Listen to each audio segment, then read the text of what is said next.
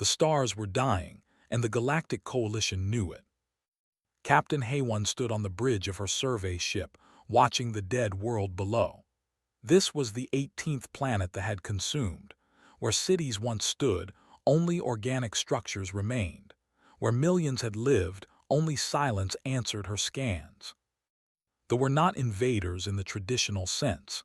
They were devourers, a race that swept across worlds like a plague, consuming everything organic and leaving behind only their hive structures. 3 years ago, they had arrived from dark space.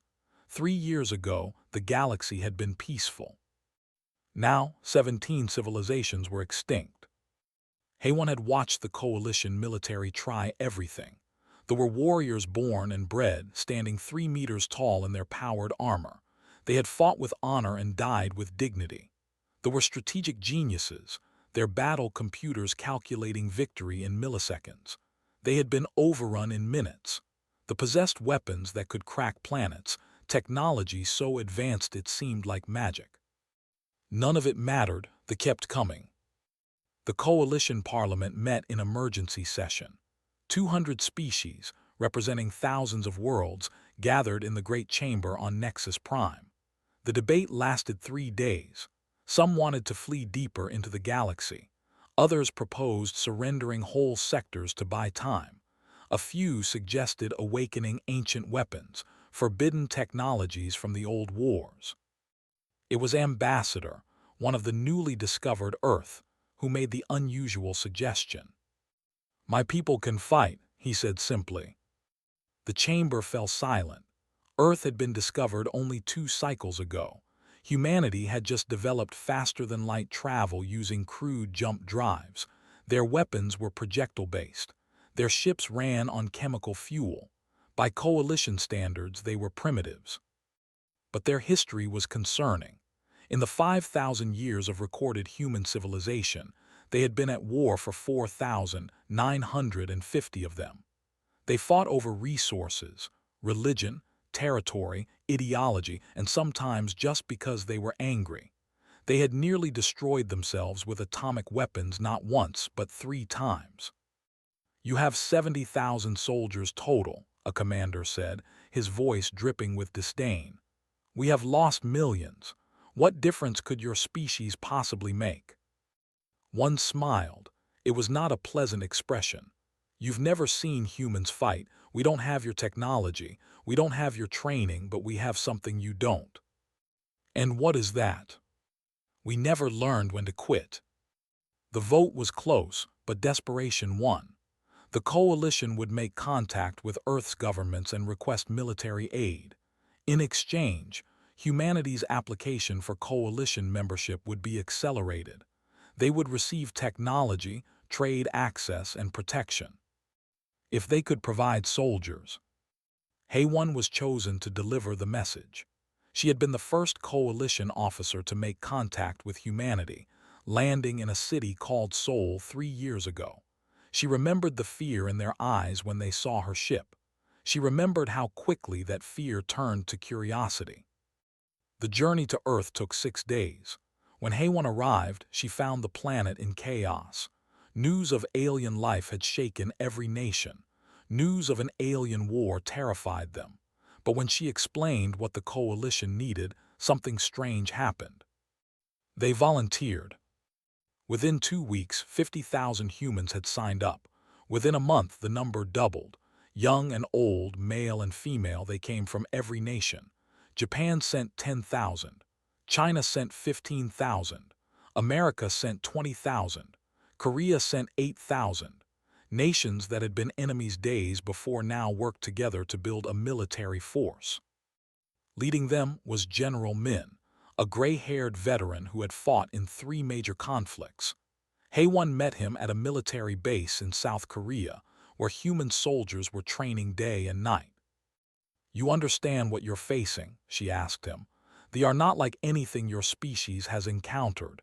They do not surrender. They do not negotiate.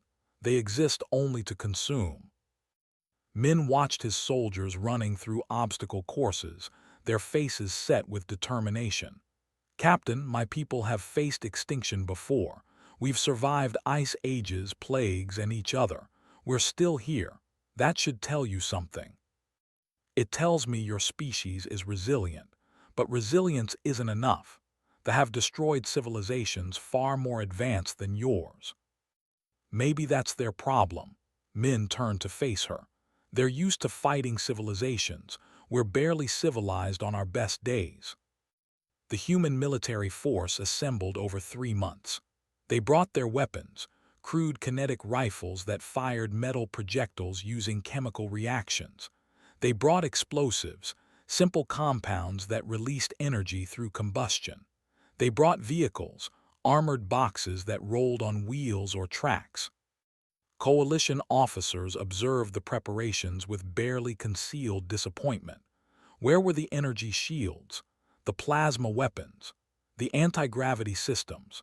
These humans were bringing Stone Age technology to fight an enemy that had crushed the galaxy's finest armies.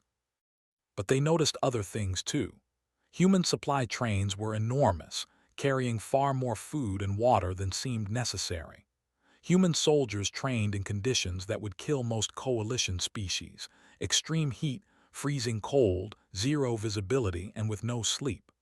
They practiced fighting in ways that violated every principle of civilized warfare: ambushes, close combat, fighting in urban ruins.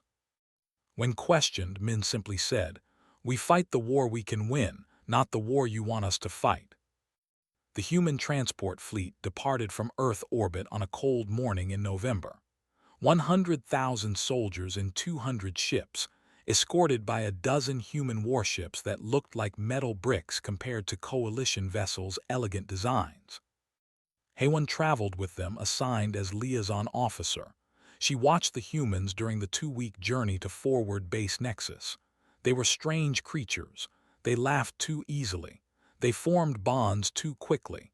They mourned their dead but celebrated their lives. They fought with each other but would die for each other. On the final night before arrival, she found Private Wu sitting alone, looking at a photo of his family. "Are you afraid?" she asked. He looked up, surprised by the question. "Of course I am. Anyone who says they're not afraid is either a liar or a fool." "Then why did you volunteer?" Wu was quiet for a long moment. "Because my daughter asked me what I did when the monsters came. I want to tell her I fought them.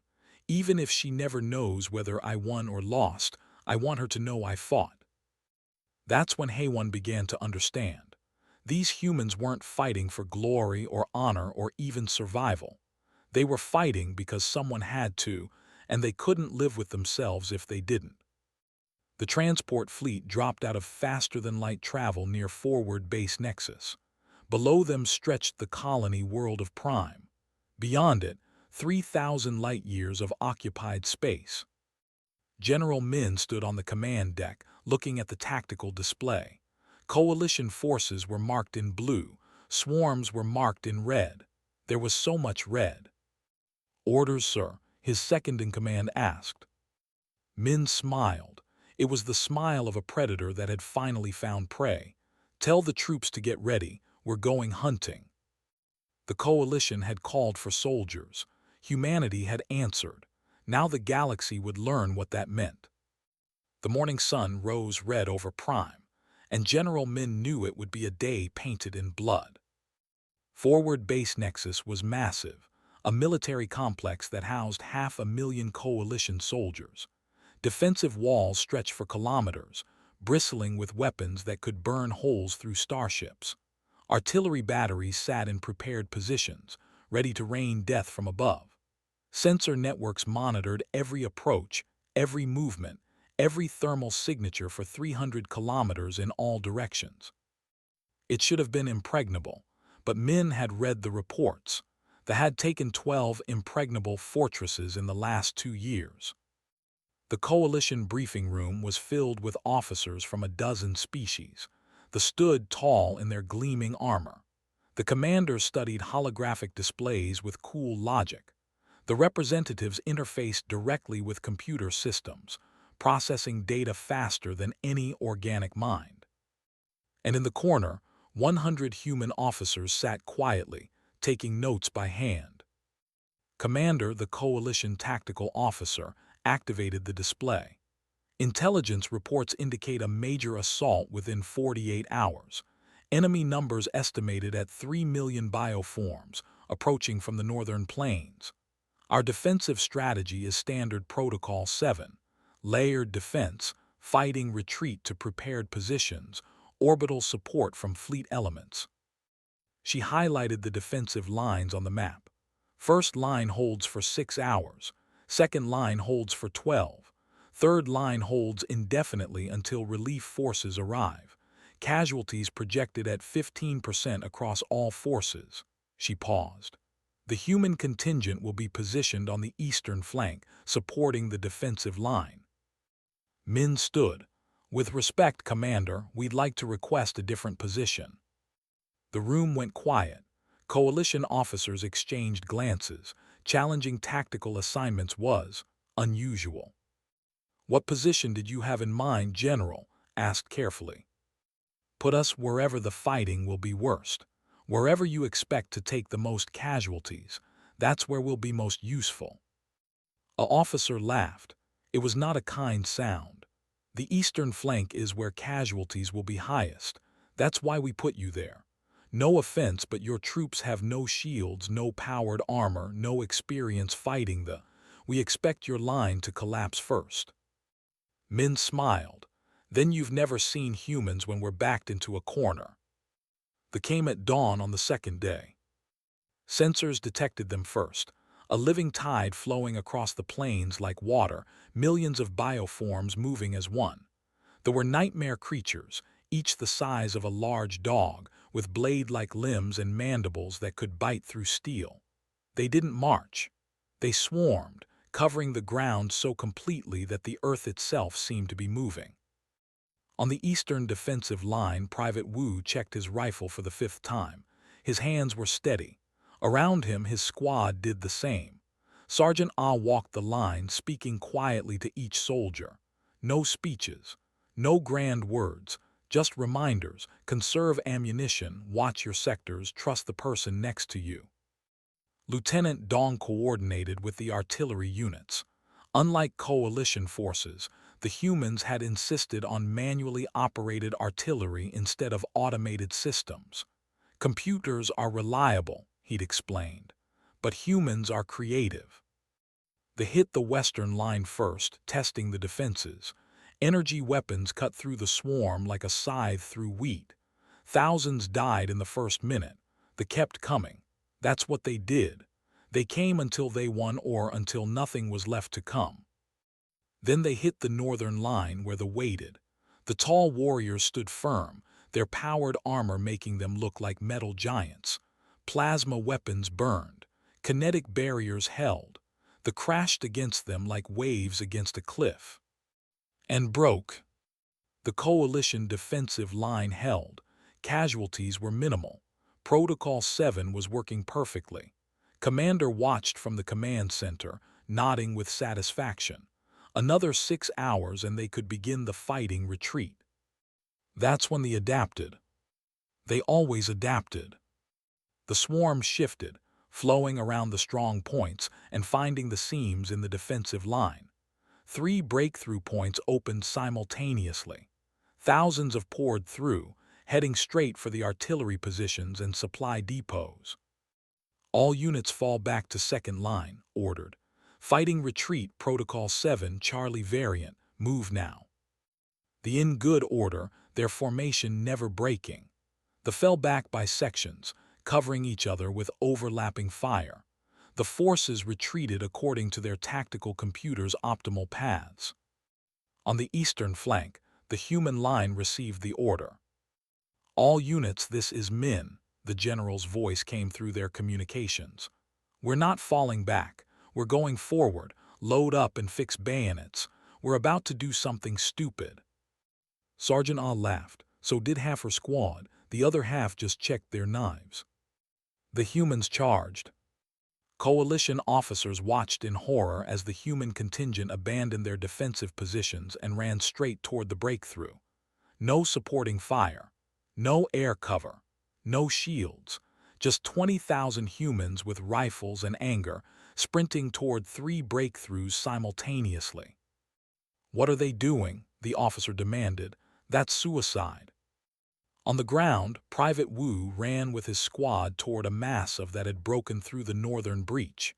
His training kicked in, breathing steady, weapon ready, eyes scanning for targets. They saw them coming and redirected their swarm. The two forces collided. Wu fired, his rifle bucking against his shoulder. The bullets were primitive compared to energy weapons, but they worked. The bioform in front of him fell. Another took its place. He fired again, and again. When the first one got too close, he used his bayonet, stabbing it through the creature's sensory cluster. Around him, his squad fought with the same desperate efficiency. They didn't have shields, so they used cover, rocks, depressions in the ground, dead bodies. They didn't have powered armor, so they moved faster than the heavily armored coalition forces, dodging and weaving. They didn't have energy weapons, so they got close, brutally close, and fought with knives and rifle butts and sheer determination. Sergeant Ah's platoon reached the center breach. They had formed a corridor nearly half a kilometer deep, with reinforcements pouring through constantly. Standard protocol dictated avoiding such formations.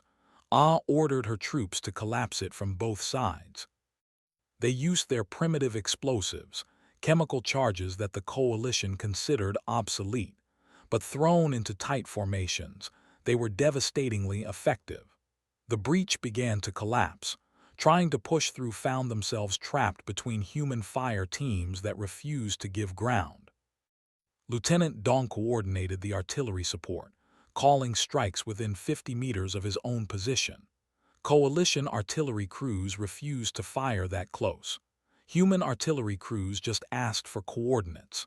Shells rained down, and Dong's troops pulled back 30 seconds before impact, then advanced immediately after through the smoke and fire. The battle lasted 6 hours. By the end, the breakthrough had been sealed. The swarm began to retreat, something coalition observers had only seen twice before in 3 years of war. The human casualties were catastrophic by coalition standards. 30% of the force had been killed or wounded. By human standards, it was acceptable. They'd completed the mission. Commander walked through the human medical tent hours later. She'd never seen anything like it. Wounded soldiers were laughing, sharing stories, some even singing. A soldier with a bandaged leg was arm wrestling another with his arm in a sling.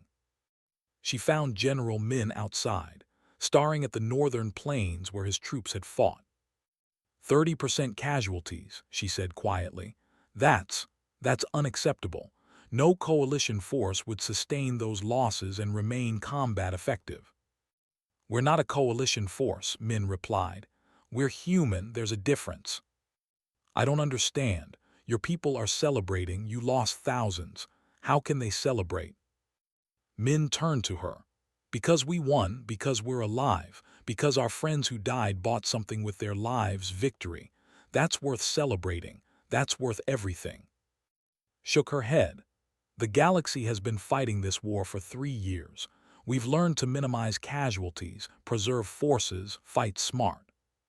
And you've been losing for 3 years, Min said softly. Maybe it's time to fight dumb. Maybe it's time to fight like you actually want to win. That night, reports of the human counterattack spread through coalition military channels. The recordings were studied, analyzed, debated. An analyst summed it up in his report. Human tactical doctrine appears to be run toward the danger. This violates every principle of modern warfare. It also works. The officer who had laughed at the humans requested a meeting with Min when they met. The tall warrior bowed, a gesture of deep respect among his people. I was wrong about your species, he said. You fight like the old warriors of legend, with honor and fury. Min bowed back. We don't fight with honor, Commander. We fight to win, but I appreciate the compliment. On the northern plains, under the alien stars, the regrouped. Their collective intelligence processed what had happened. For the first time in their expansion across the galaxy, They had retreated not from superior technology, but from superior will. They had no word for fear in their pheromone language, but if they did, they would have used it to describe the humans. These small, weak creatures with their primitive weapons who fought like they didn't understand they were supposed to lose. The galaxy had called for soldiers. They'd gotten something else entirely, something older, something more dangerous. They'd gotten humans. 3 months after the Battle of Prime, the word spread across the galaxy like fire through dry grass. The humans were different. Captain Haywan sat in the Coalition Psychology Corps briefing room, listening to reports that made her head hurt. Doctor, who had been studying human soldiers since their arrival, was presenting her findings to a room full of confused and concerned Coalition officials. They celebrate their victories, explained, showing footage of human soldiers after battles. But more than that, they celebrate surviving. They form emotional bonds that transcend rank and nationality. A human private will risk death to save their general. A general will remember every soldier who dies under their command. An official interrupted. All species value their soldiers. This is not unusual. You don't understand, said. It's not value, it's something else. I interviewed Private Sung after the Prime battle. He was wounded, lost 3 friends, and killed more than most Coalition soldiers see in their entire service. When I asked him how he coped with the trauma, do you know what he said? The room waited. He said, "My ancestors survived ice ages, plagues, and wars that lasted generations. This is just Tuesday." Then he laughed and went back to cleaning his weapon. The officials looked at each other.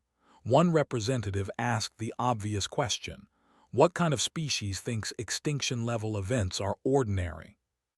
"A species that has survived multiple extinction-level events," Haywan answered quietly. "They're not exaggerating. Human history is filled with moments when they should have died out. They never did. They're survivors on a genetic level." The reports continued flooding in from every sector where humans were deployed.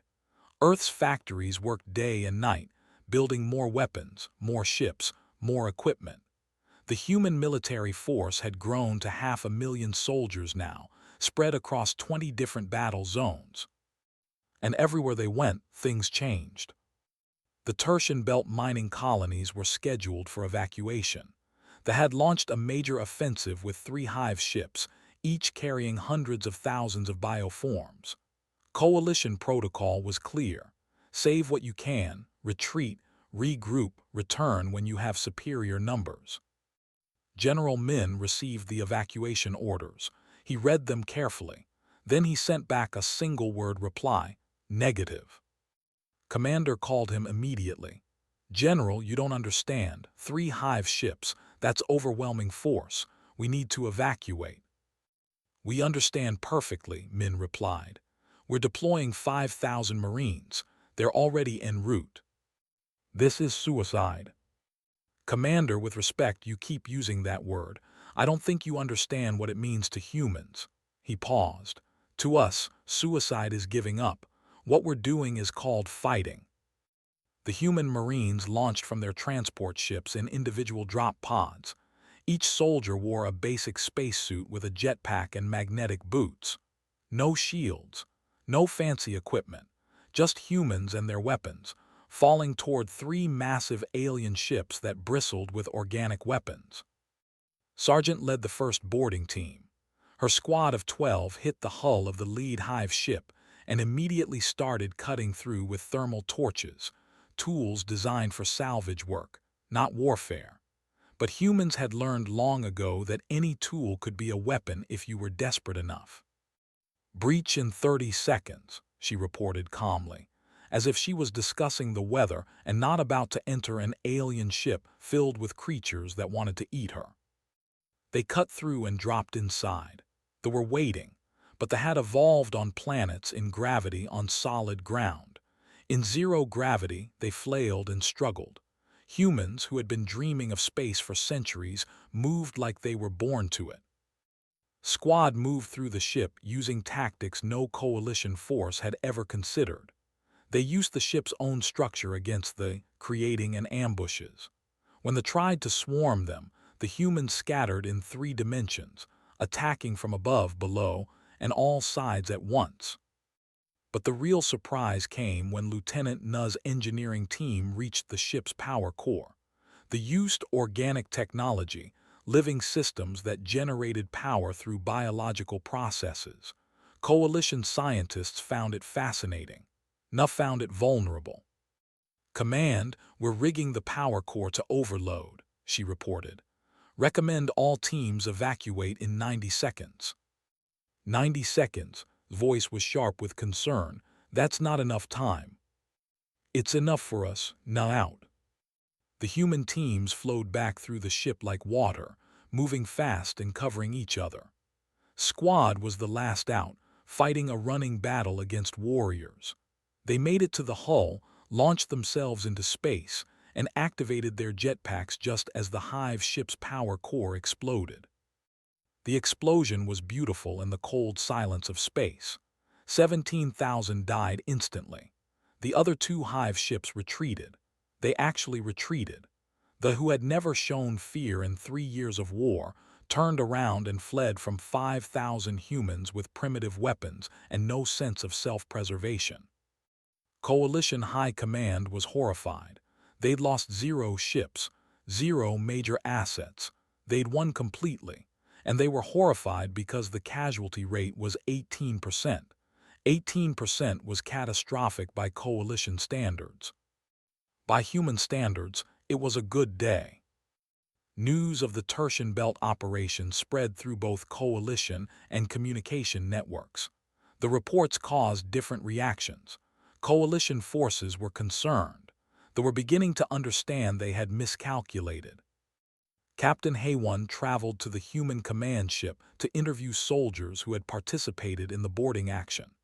She found Sergeant in the recreation area, playing cards with her squad. "You destroyed a Hive ship from the inside," Haywan said. "That's never been done before. How did you know it would work?" Shrugged, not looking up from her cards.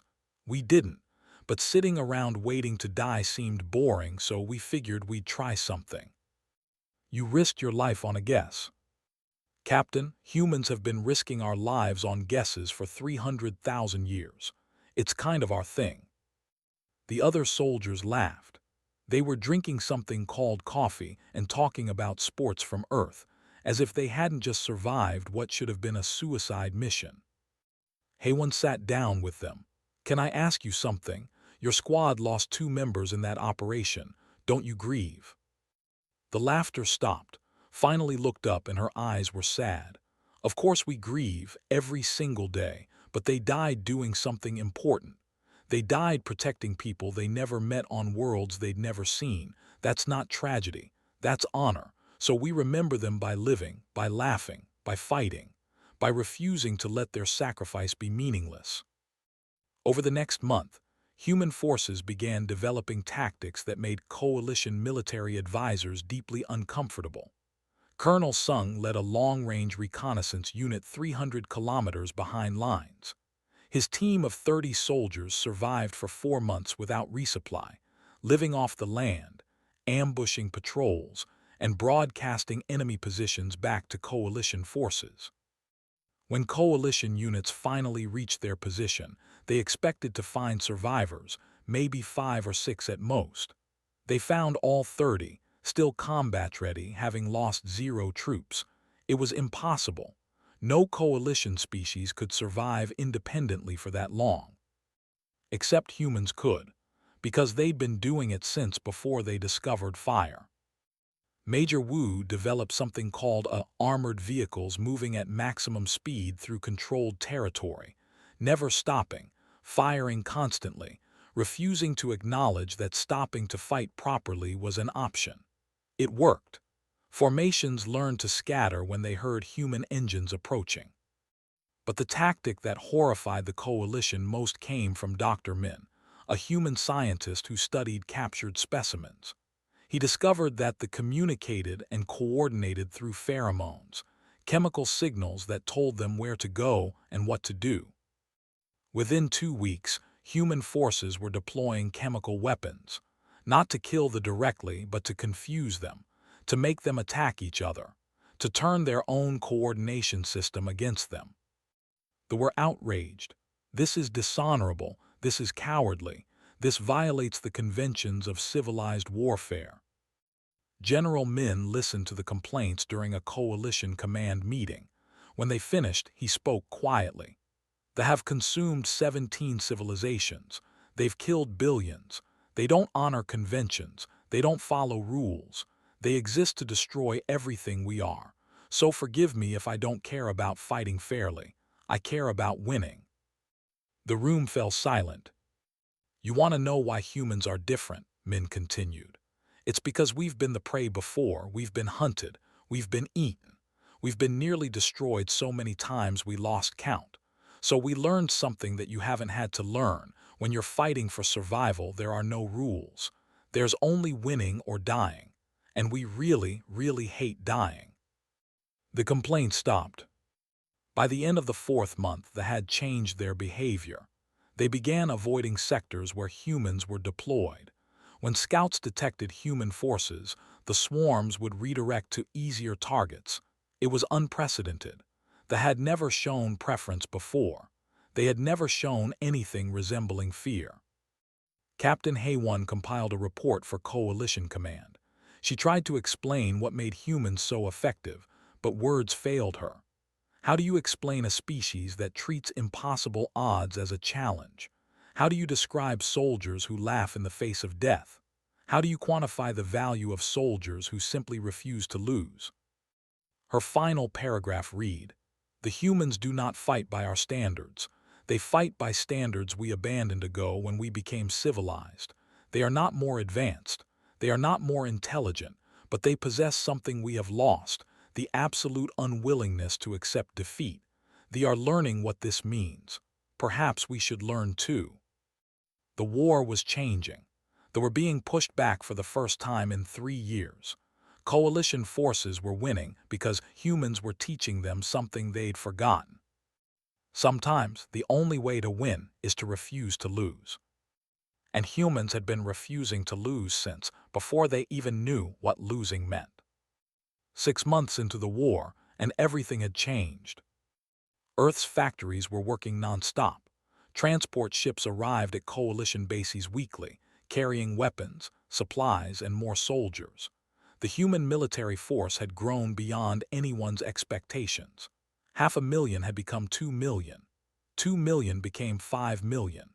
Young people from every nation volunteered, drawn by stories of humanity's victories and driven by the simple desire to be part of something larger than themselves. General Min stood in the command center of Forward Base Nexus, looking at the strategic map. Blue markers showed coalition positions. Red markers showed territory. 6 months ago, the map had been mostly red. Now, patches of blue were appearing like islands in a red sea.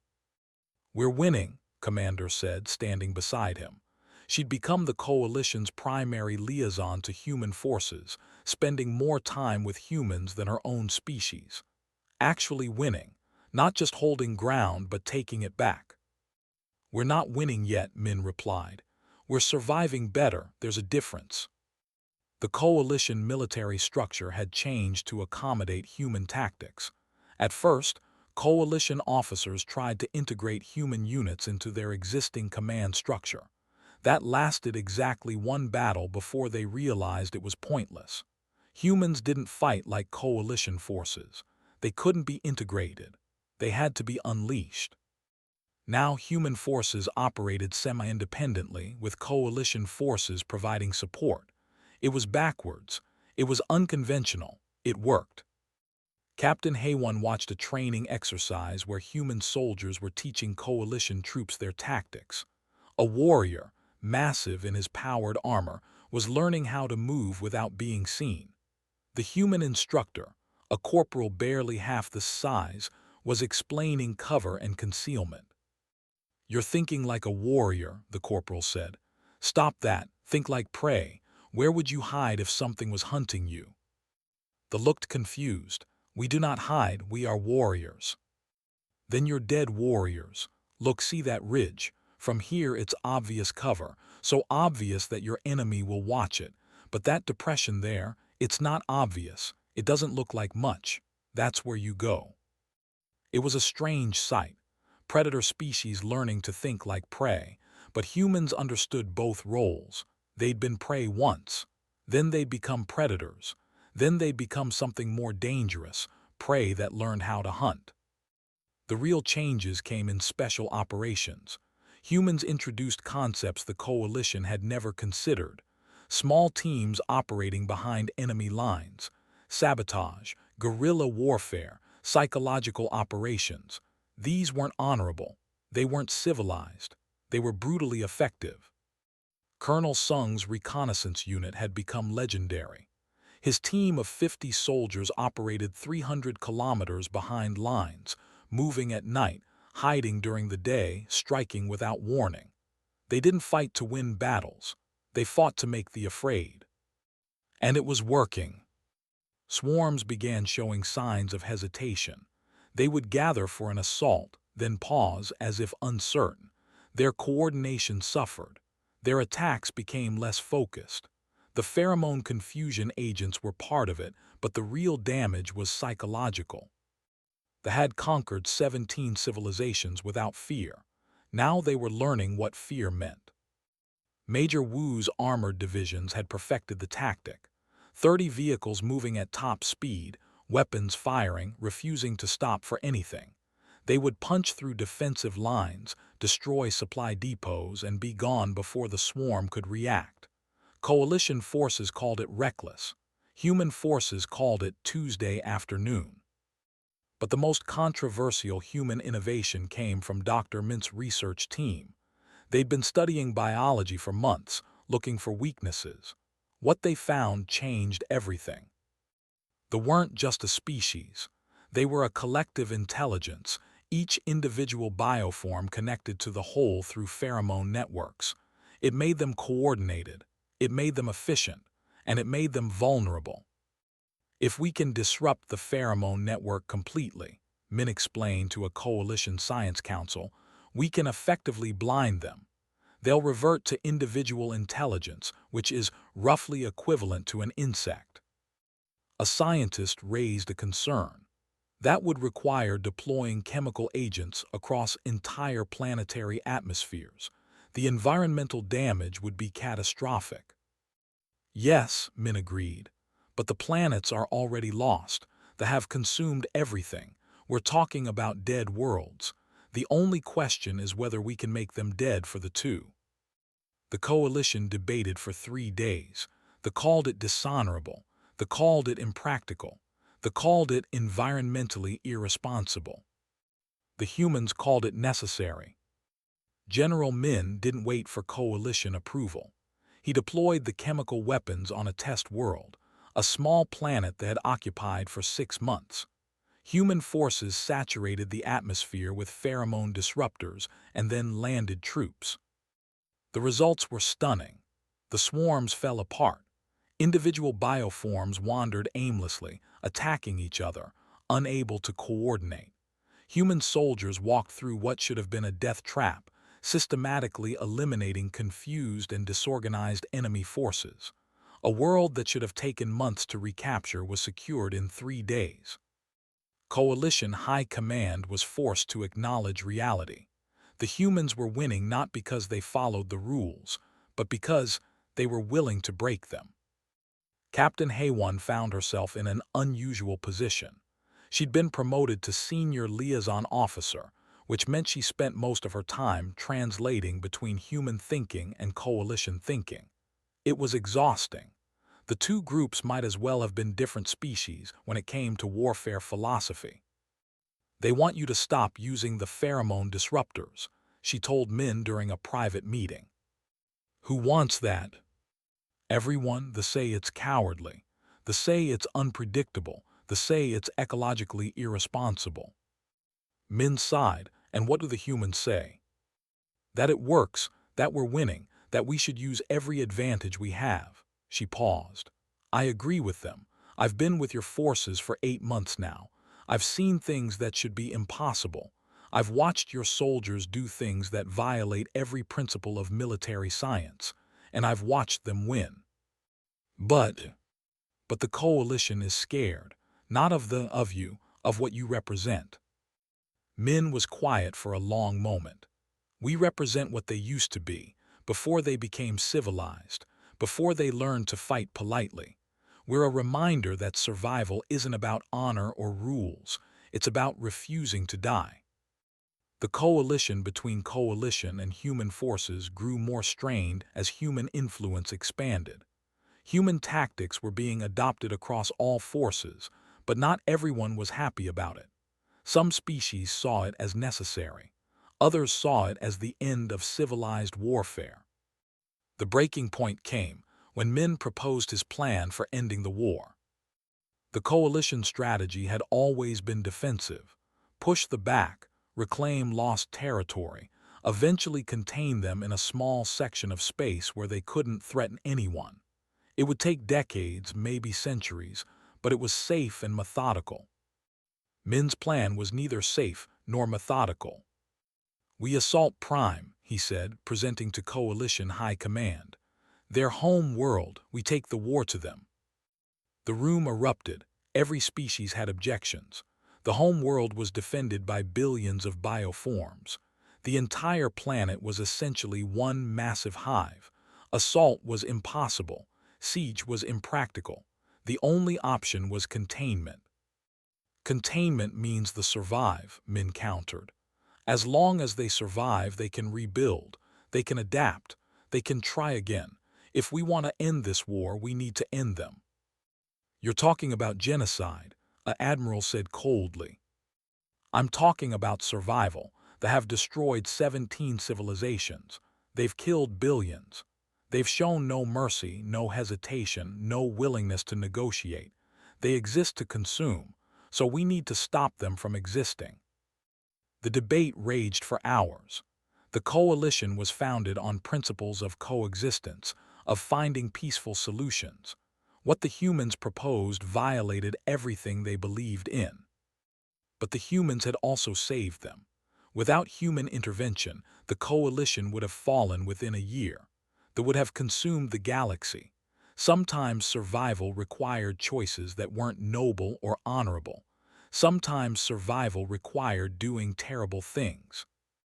The vote was close, but desperation won again. The assault on Prime was approved. Earth responded by mobilizing its entire military capacity. Transport ships began arriving daily, carrying weapons, vehicles, and soldiers.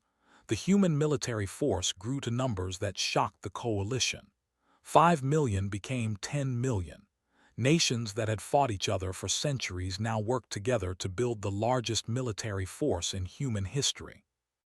General Min watched the troops arrive and felt the weight of what was coming. He was planning to send 1 million human soldiers to assault a planet defended by 3 billion. The mathematics were terrible. The casualties would be catastrophic. Many of these young people would never return to Earth. But they kept volunteering. They kept coming, because that's what humans did. Captain Haywan spent her evenings walking through the human camps, talking to soldiers. She wanted to understand what drove them. She'd asked this question dozens of times over the months, and the answers were always similar but never quite the same. Private Sung-ho, who'd volunteered from Korea, told her, "My grandfather fought in a war when he was my age. He told me that some things are worth fighting for, even if you don't know if you'll win. The galaxy is worth fighting for." Corporal Bora from Japan said, "I have a daughter back home. She's 3 years old.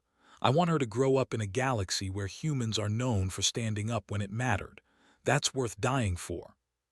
Sergeant Na, who'd fought in every major battle since Prime, put it simply, "We started this.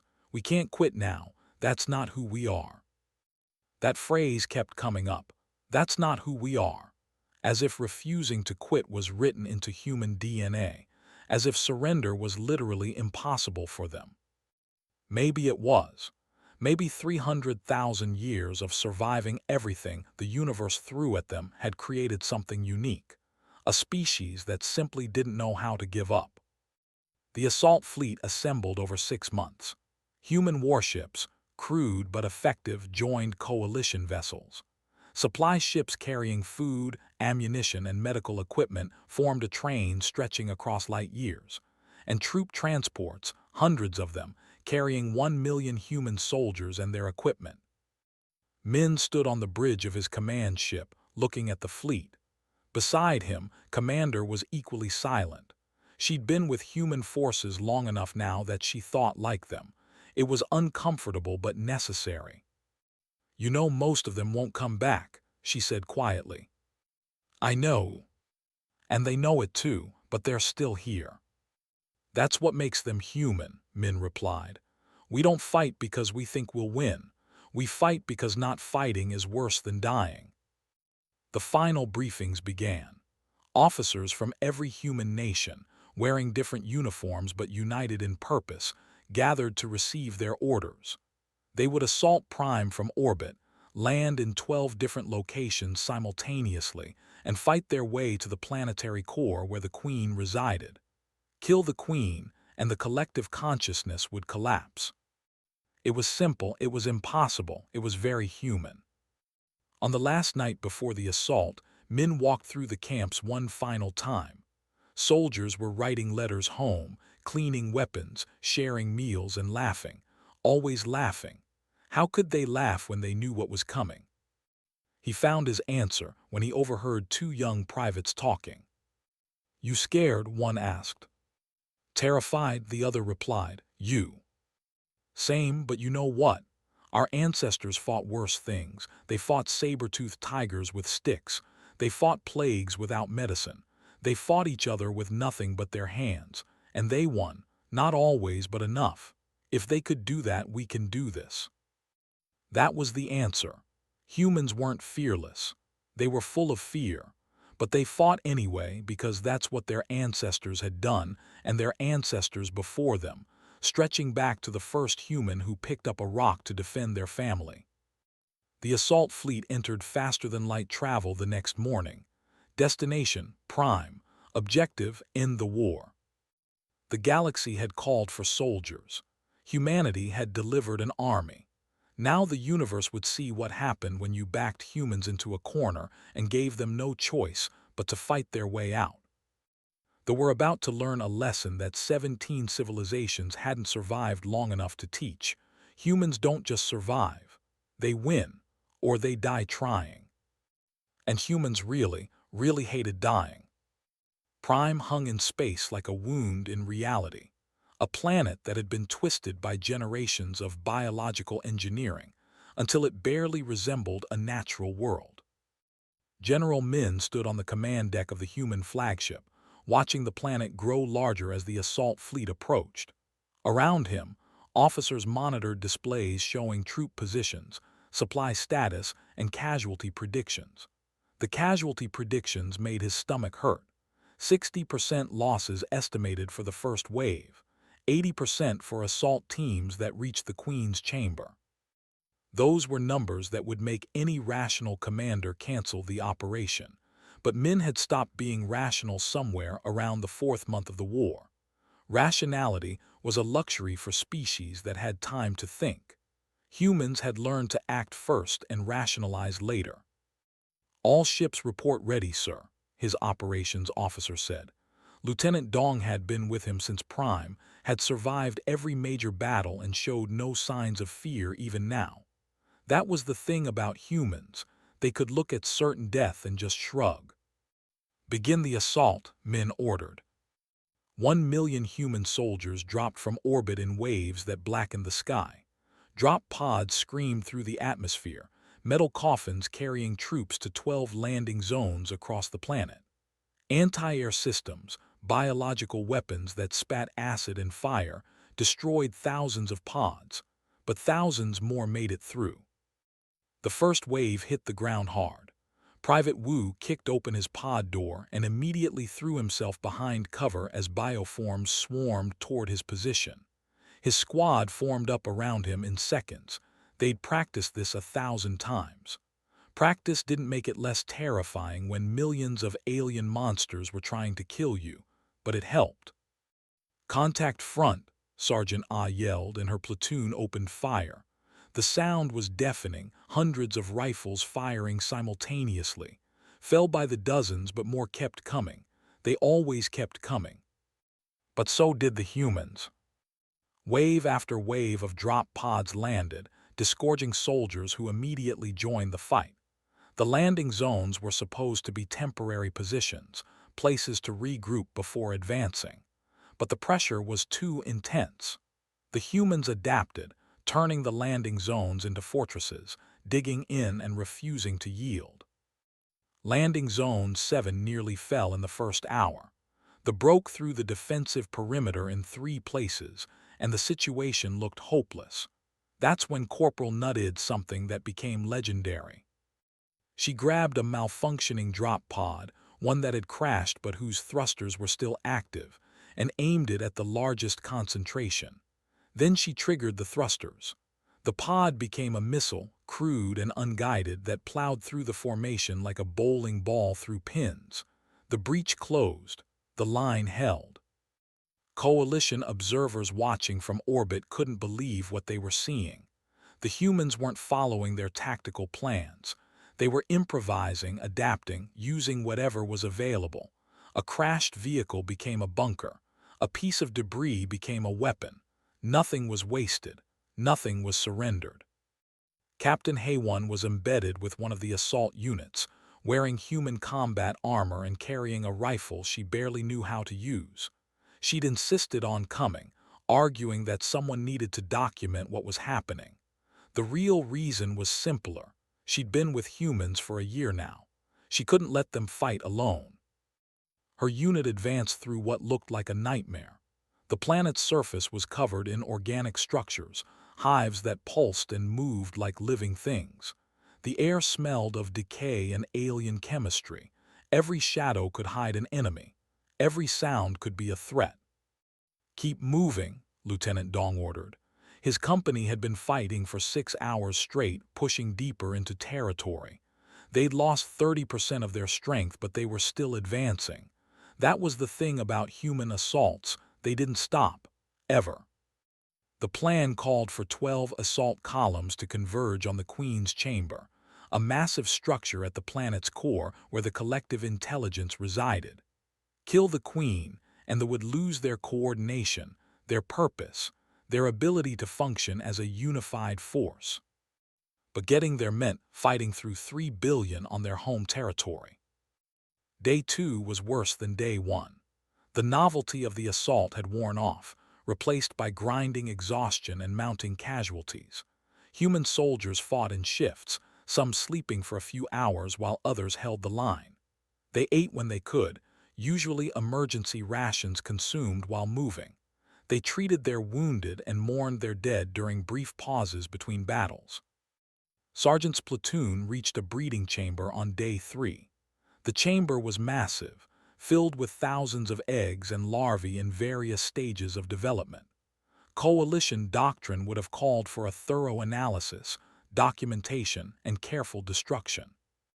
Looked at her exhausted troops, looked at the chamber and said, "Burn it all." They used thermite charges, chemical explosives, and flamethrowers. The chamber burned for hours. It was brutal. It was necessary. They would have shown no mercy to human children. Why should humans show mercy to theirs?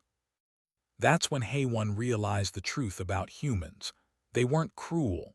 They weren't monsters. But they understood something the Coalition had forgotten. In a war for survival, mercy was a luxury you couldn't afford. You could regret what you did later. Right now, you did what was necessary to survive. Colonel Sung's Special Operations Unit reached the Queen's chamber first, 4 days into the assault. His team of 200 had started as 500, but casualties hadn't stopped them. Nothing stopped humans when they had an objective.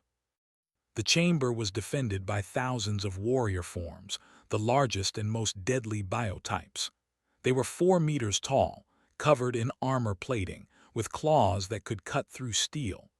Coalition forces had never defeated warrior forms in close combat.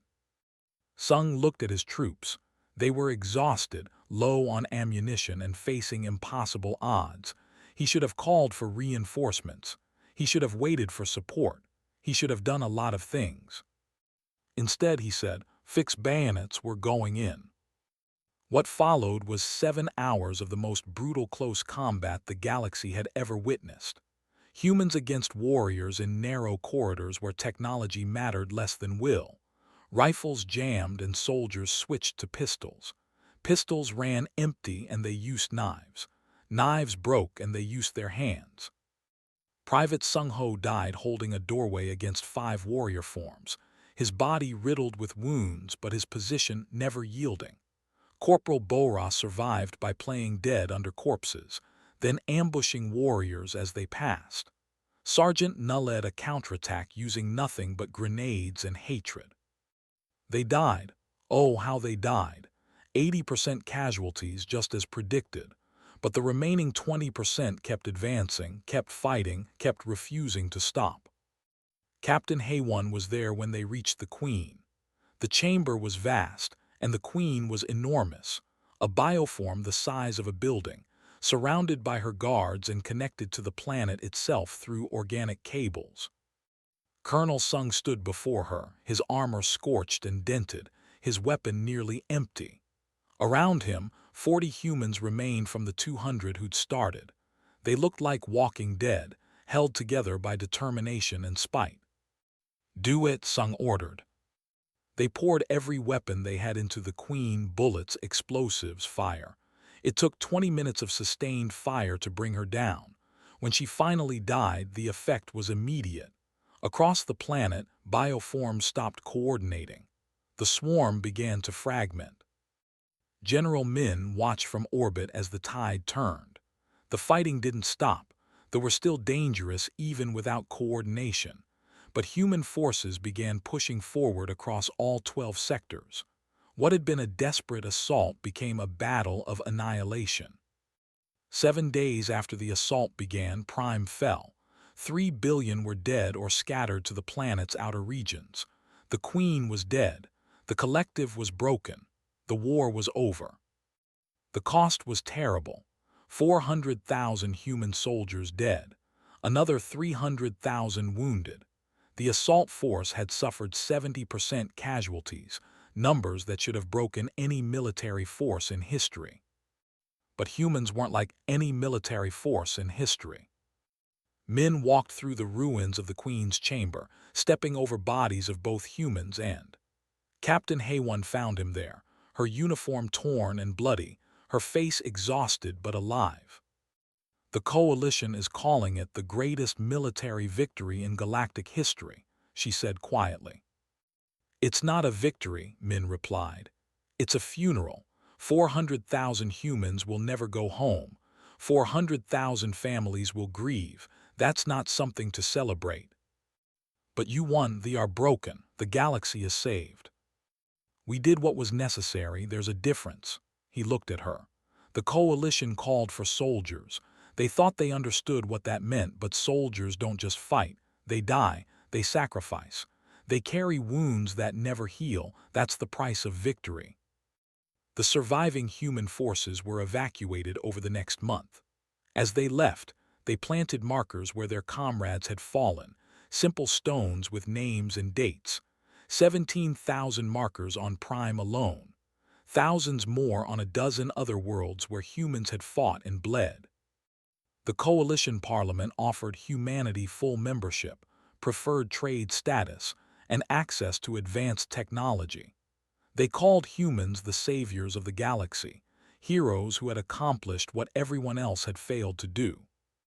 Ambassador 1 addressed the Parliament with a simple message. "We didn't fight for membership or trade or technology. We fought because it was necessary, because someone had to. That's reason enough." Captain Haywon returned to Coalition service, but she was changed. She'd seen what humans were capable of, not just in war, but in sacrifice and determination. She wrote a final report for Coalition archives. The galaxy called for soldiers, expecting warriors bound by honor and rules. Instead, they received humans, creatures who fight with something beyond training or technology. They fight with will, with the understanding that some things are worth dying for. The coalition thought they understood warfare. Humans taught us we only understood its civilized form. The galaxy is safer because of them. And perhaps more frightened of what lurks in human hearts. Not cruelty, but the absolute refusal to surrender what they love. On Earth, General Min retired to a small house with a large garden. He planted 400,000 plants, one for each soldier who hadn't come home. He tended them every day, remembering names, remembering faces, remembering the price they'd paid. The galaxy would call for soldiers again someday. It always did. And humanity would answer. Because when something threatens what humans love, they don't calculate odds or consider consequences. They come running with whatever weapons they have and whatever courage they can muster. The galaxy had called for soldiers. They'd received something far more dangerous. Humans who understood that survival sometimes means doing terrible things, but who also understood that some things are worth terrible costs. They had learned this lesson too late. They'd thought humans were just another species, just another prey. They'd been wrong. Humans weren't prey anymore. They'd evolved past that millions of years ago. They were the beasts no one could defeat, not because they were strongest or most advanced, but because they simply refused to lose. And refusal, it turned out, was the most dangerous weapon in the universe.